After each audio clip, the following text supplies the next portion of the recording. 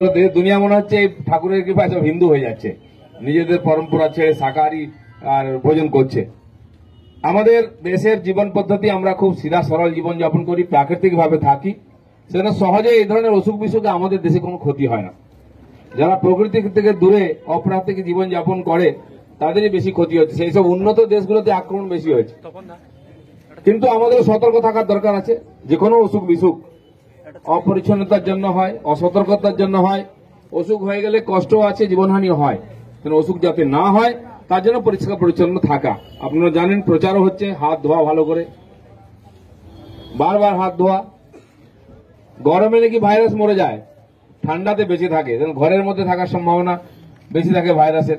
জামা কাপড় জিনিসপত্র রৌদ্রে দেবেন, ঘন্টা 2 ঘন্টা থাকলে সব ভাইরাস মরে যাবে। স্বচ্ছ সুন্দর পরিষ্কার থাকা, নোংরা যেন না হয়, তাহলে অনেক কিছুই হয়। ডেঙ্গি হচ্ছে আমাদের এখানে। আজকে অনেক জায়গায় বলে দোলে কেউ নাকি বাড়ি থেকে বেরোচ্ছে না, হোলি হচ্ছে না, এখানে এত লোক এলো কি করে? ভয় পাওয়ার কোনো দরকার নেই, অনেক রকম বিপদ আসবে।